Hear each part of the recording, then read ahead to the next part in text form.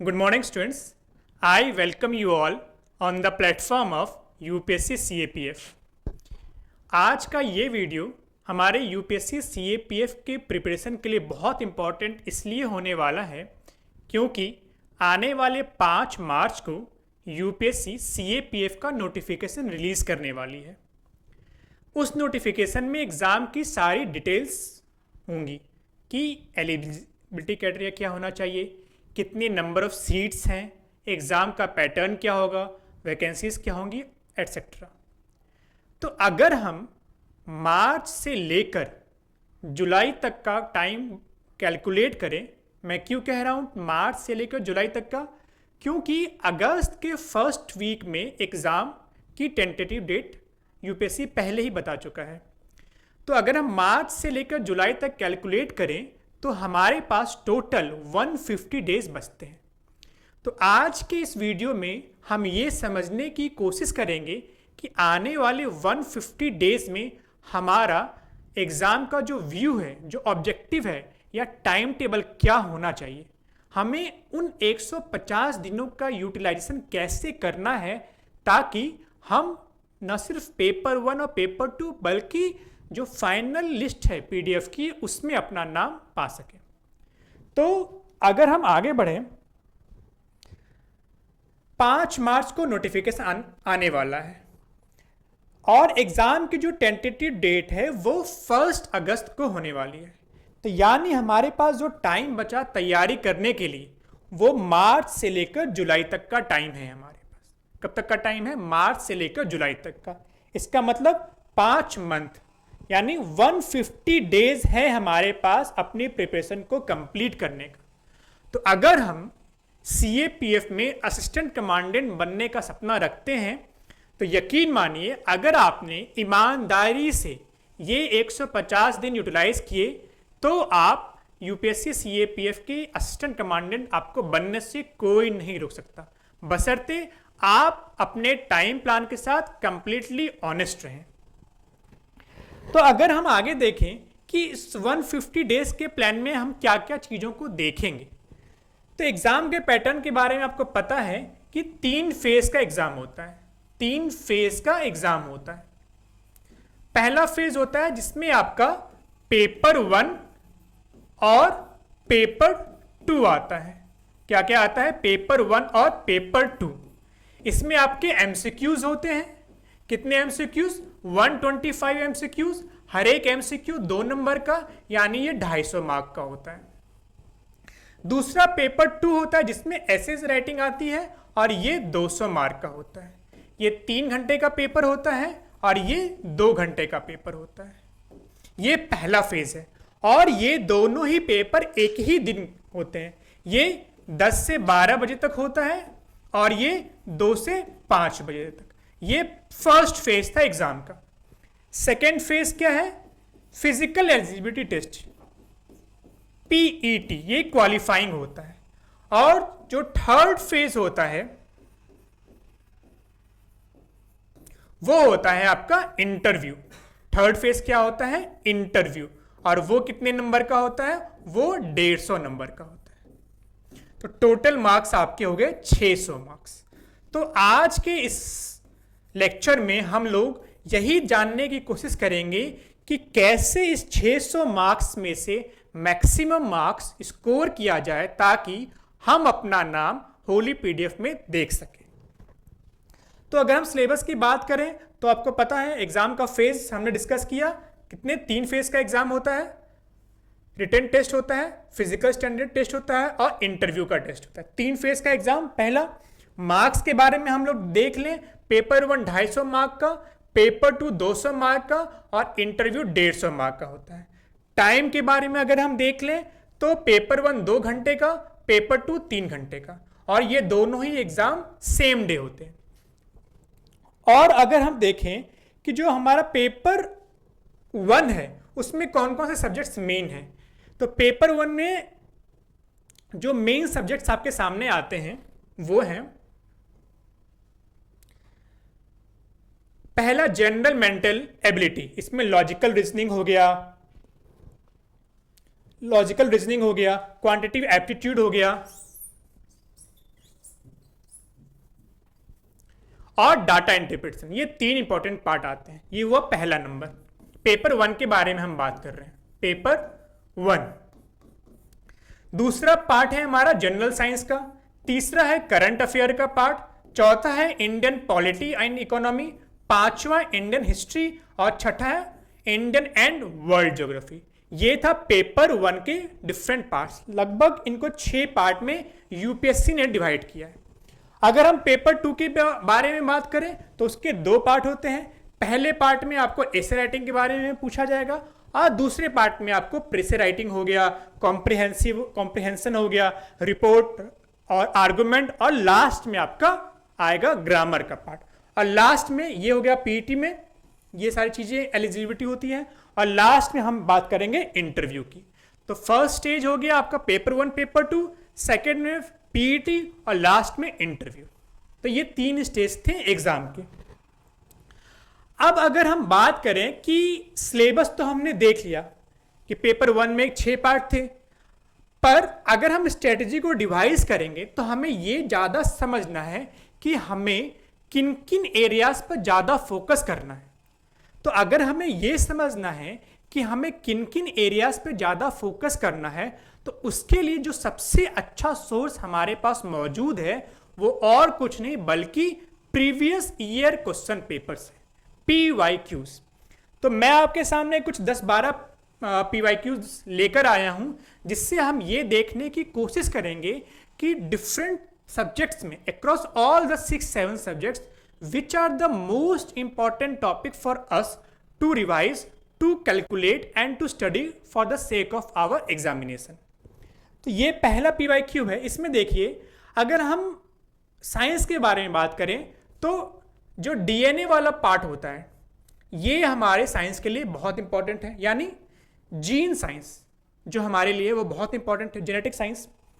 अगर हम हिस्ट्री में बात करें तो ये मौर्यास और गुप्ता उस पीरियड में जो इंस्क्रिप्शंस, इंपॉर्टेंट इंस्क्रिप्शंस थी, जैसे प्रयाग प्रशस्ति, उसके अलावा कौन कौन से फॉरेन ट्रेवलर्स आए, जैसे फाहियान आया, और उस मिडिवल टाइम में या एंशिएंट टाइम में जो इंपॉर्टेंट बुक्स थी, जैसे मुद्रा राक्षस, हर्ष चरित्र, ये यानी बुक हो गया, फॉरेन ट्रेवलर्स हो गए, और इंपॉर्टेंट इंस्क्रिप्शंस। जैसे इंपॉर्टेंट बुक्स कौन कौन सी हैं, फॉरेन ट्रेवलर्स कौन कौन से हैं,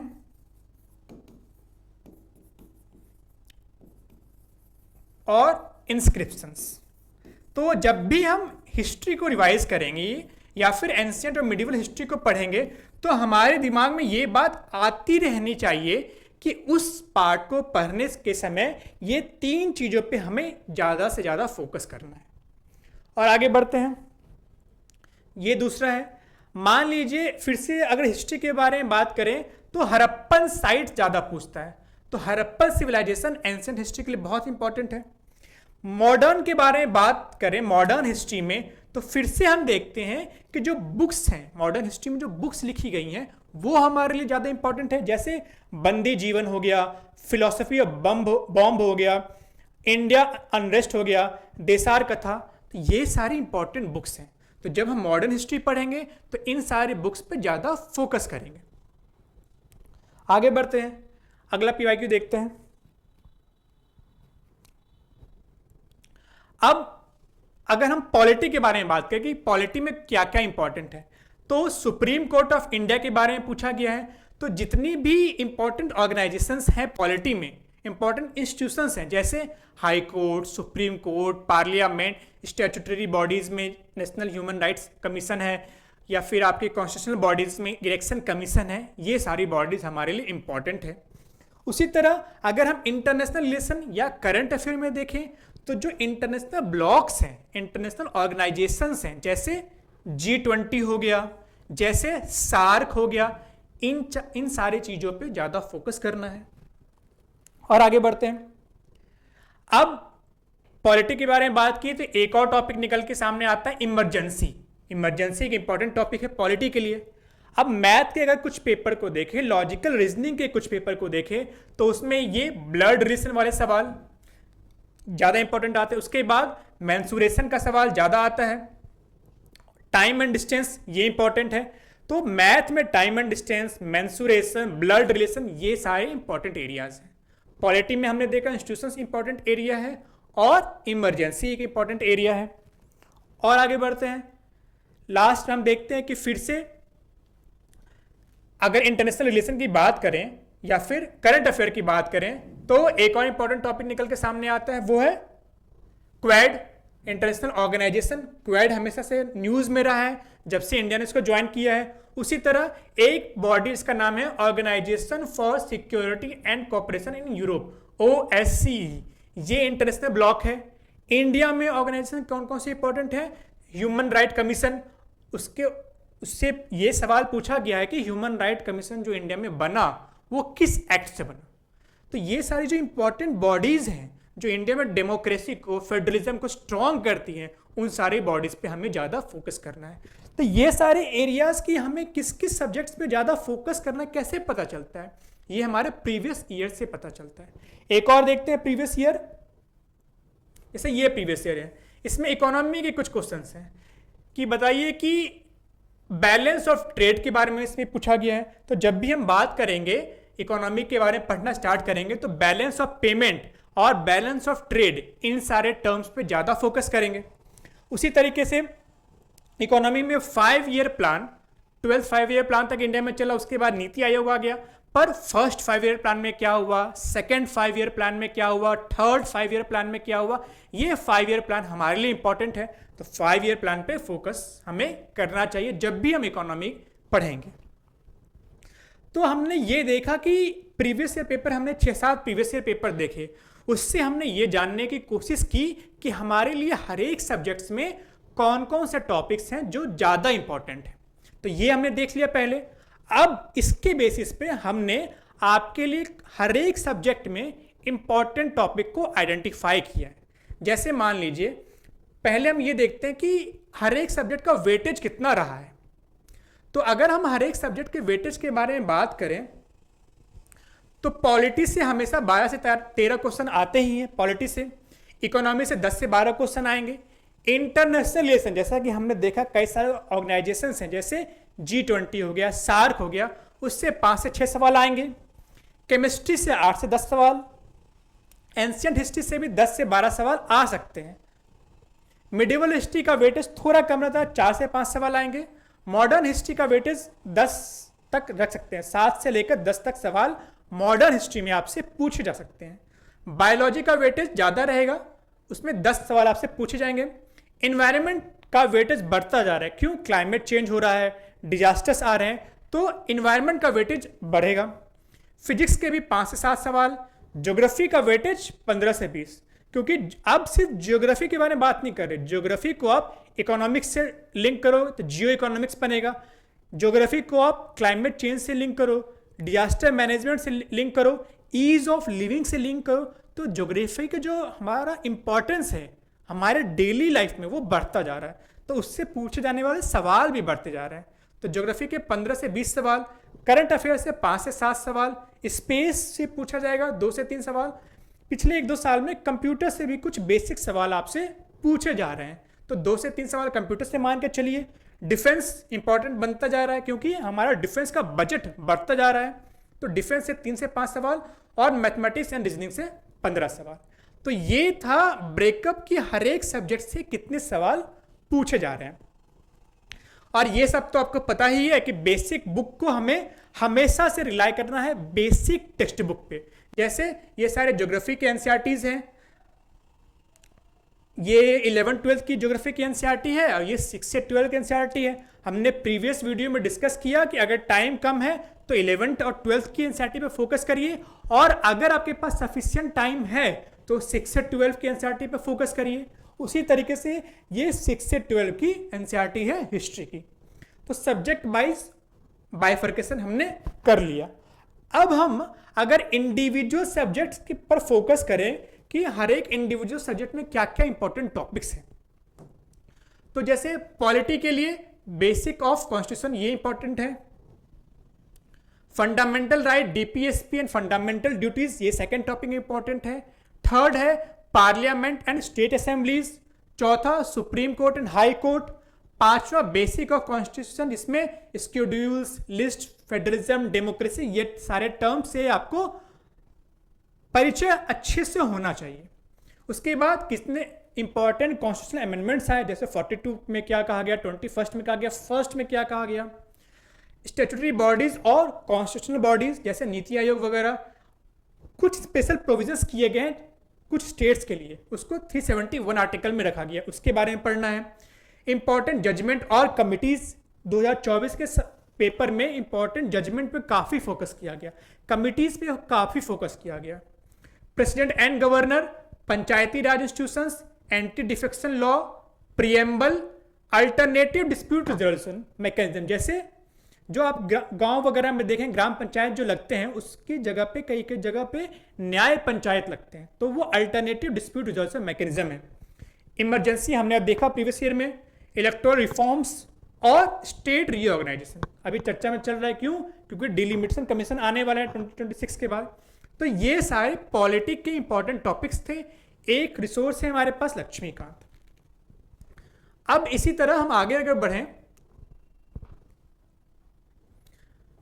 इकोनॉमी में कौन कौन सी चीजें इंपॉर्टेंट हैं, तो आरबीआई और जो टर्म्स है, जैसे हमने सीआरआर देखा था अभी प्रीवियस ईयर में, CRR, SLR, NBFC, national income को कैलकुलेट करने का तरीका, 5 ईयर प्लान, जीडीपी जीवीए क्या होता है, बेसिक ऑफ इकोनॉमी, बजट और इकोनॉमिक सर्वे बहुत इंपॉर्टेंट, हमेशा इससे सवाल आते हैं बजट और इकोनॉमिक सर्वे से। उसके बाद डिफरेंट टाइप्स ऑफ कर्व्स, कुछ इंपॉर्टेंट कर्व्स हैं जैसे फिलिप्स कर्व, लेफेर कर्व्स, इन सारे कर्व्स के बारे में आपको जानना चाहिए, गिनी कोफिशिएंट, ये सारी चीजें। उसके बाद बैलेंस ऑफ पेमेंट हमने अभी देखा। फिर कई सारे रिवॉल्यूशंस आए जैसे white revolution, green revolution, grey revolution, ये सारी चीजें। लाइंस ऑफ कम्युनिकेशन, कौन कौन से इंपॉर्टेंट पोर्ट्स हैं, लाइंस ऑफ कम्युनिकेशन क्या है, ये सारी चीजें।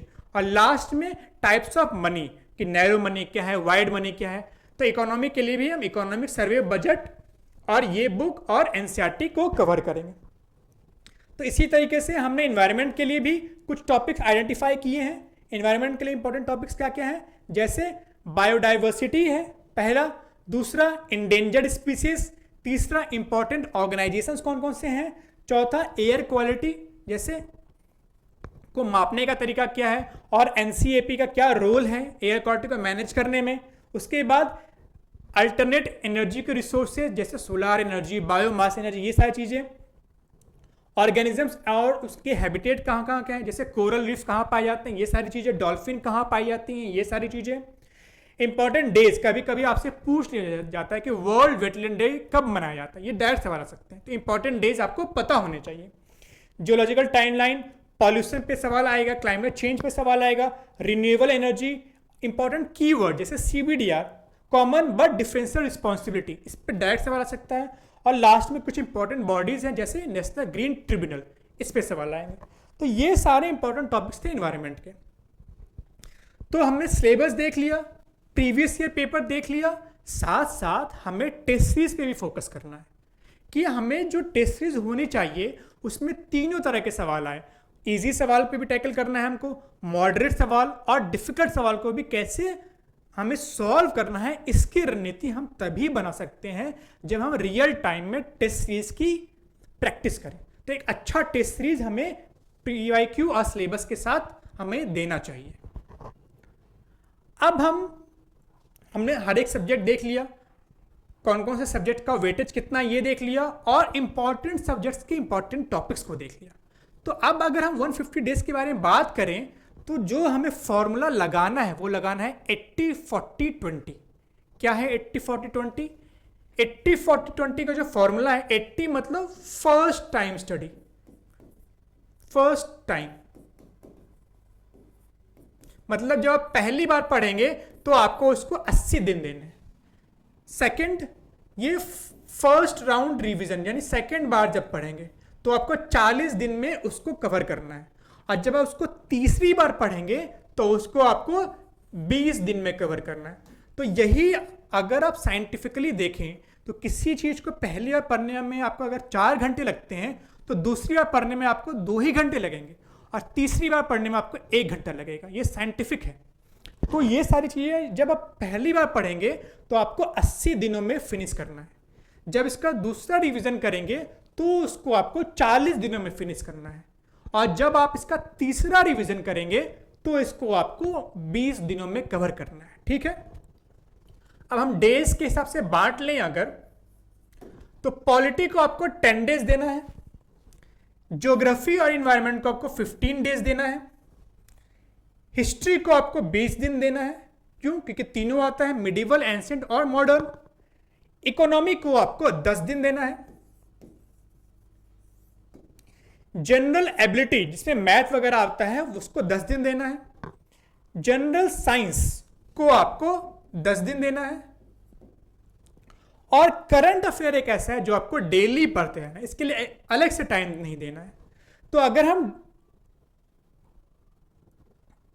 जोड़ें तो 75 डेज होते हैं। टोटल कितना होता है? 75 डेज। ये जो प्लान है 75 डेज का होता है, पर मैंने तो 80 दिन लिखा है, यहां कैलकुलेट करने के बाद 75 डेज आया, तो 5 दिन आपको बफर डेज रखने हैं। 5 डेज क्या रखना है आपको?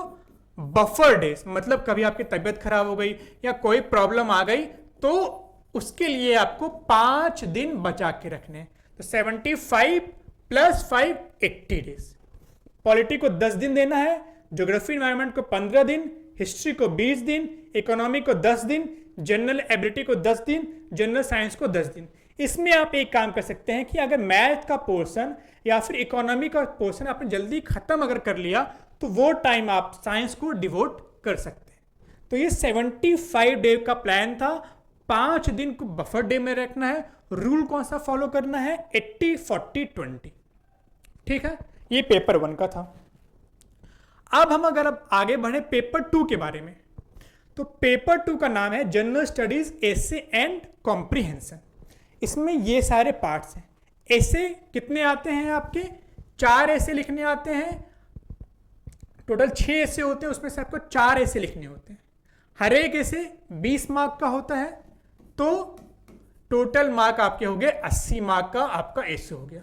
तो इस एसे के टॉपिक को आपको 50 डेज देना है। कितना दिन देना है? 50 डेज।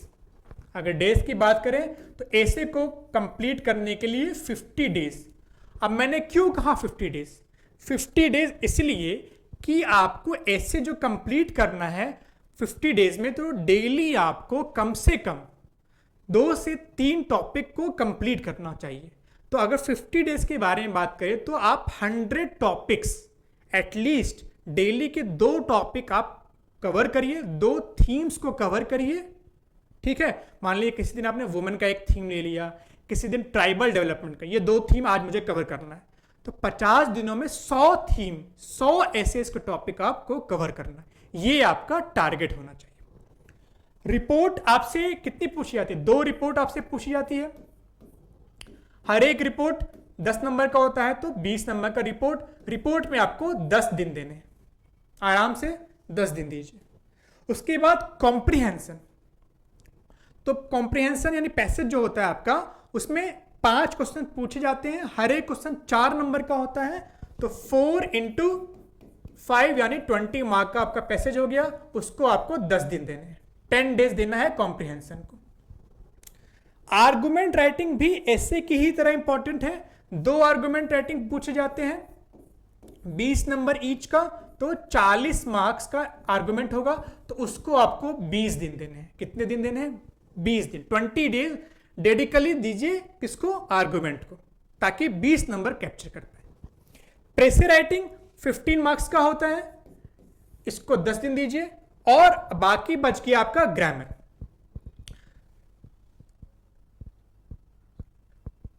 ये 25 मार्क्स का जो ग्रामर है वो उसको कवर करने के लिए 10 दिन।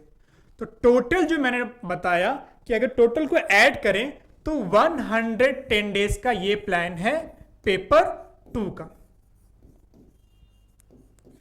हमारे पास कितने दिन हैं? 150 डेज है।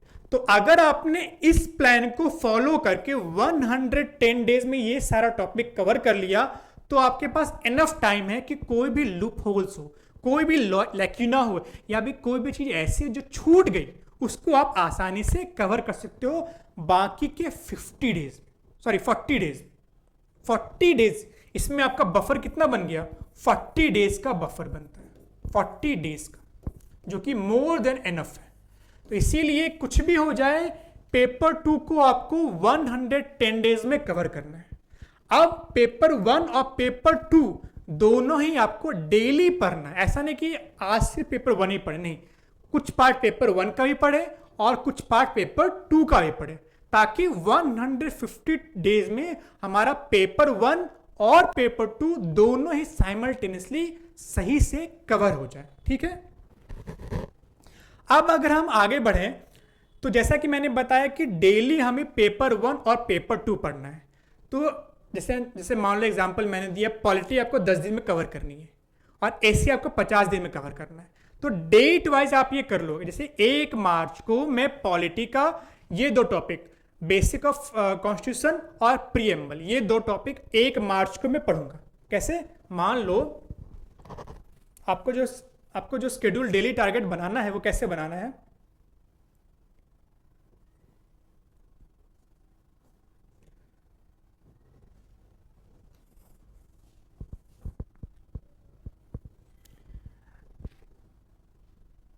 फर्स्ट मार्च पेपर 1 में मैं क्या पढ़ूंगा, पॉलिटी, मान लो 1 मार्च से 10 मार्च तक, ठीक है, 10 दिन का पहले मैंने डेली टारगेट बनाया है। तो इस 10 दिन में मैं पढ़ूंगा पेपर 1 में पॉलिटी और पेपर 2 में एसए मुझे करना है और करंट अफेयर हमारा चलता रहेगा, साथ साथ एक मैं टेस्ट दूंगा, एक टेस्ट मैं जरूर दूंगा। तो 1 मार्च को मुझे पॉलिटी में क्या कवर करना है, तो basic of constitution plus preamble, ये 2 टॉपिक मुझे पेपर 1 में 1 मार्च को कवर करना है। और पेपर 2 में मान लो मुझे कौन सी थीम करनी है 1 मार्च को, तो मान लो मुझे वुमेन करना है और ट्राइबल डेवलपमेंट करना है, वुमेन और ट्राइबल डेवलपमेंट, ये 2 टॉपिक मैं कवर करूंगा पेपर 2 में 1 मार्च को।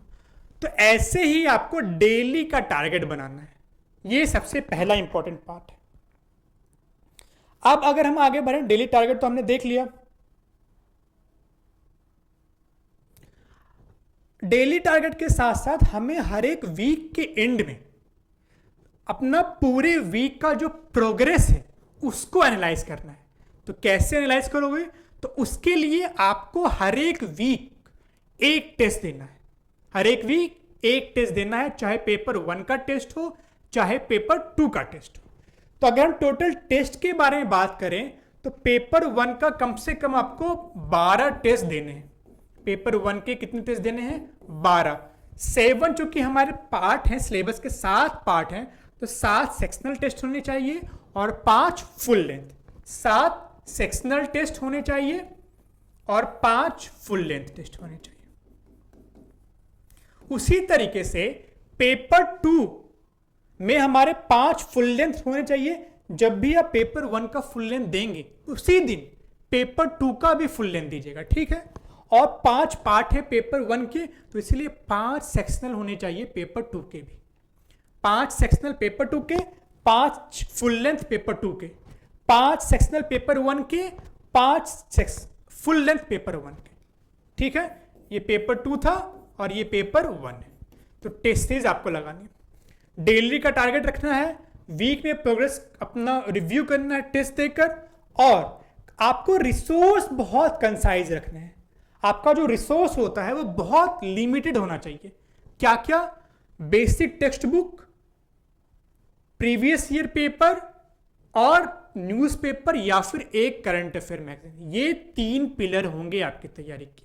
इसके अलावा कुछ भी देखना नहीं है आपको, ठीक है।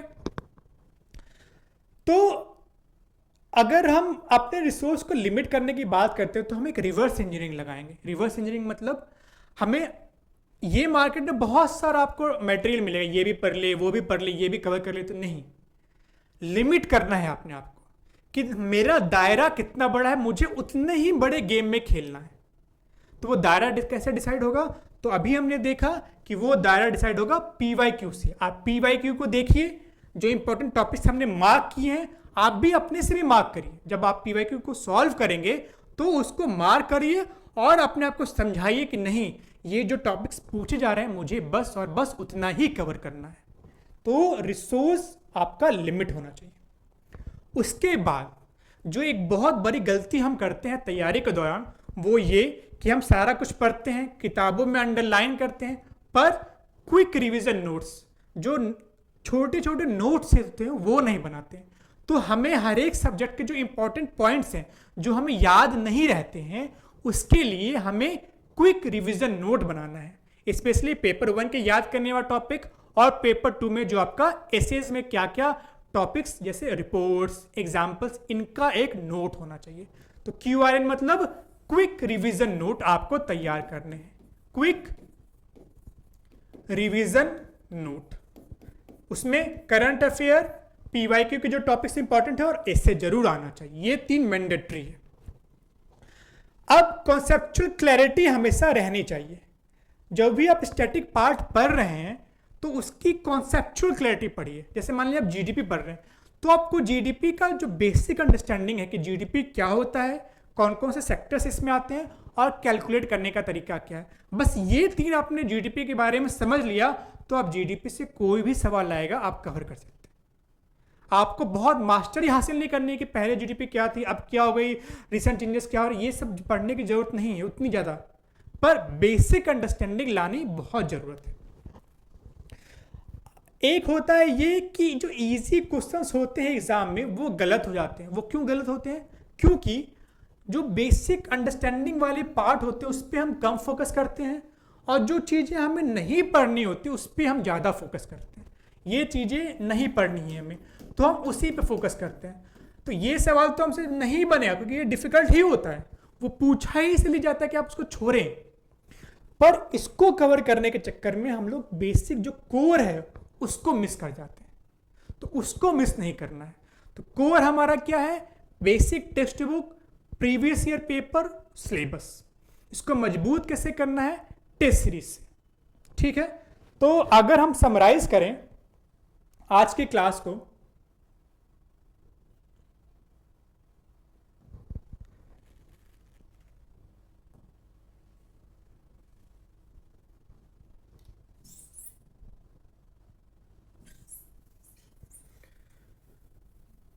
समरी की बात करें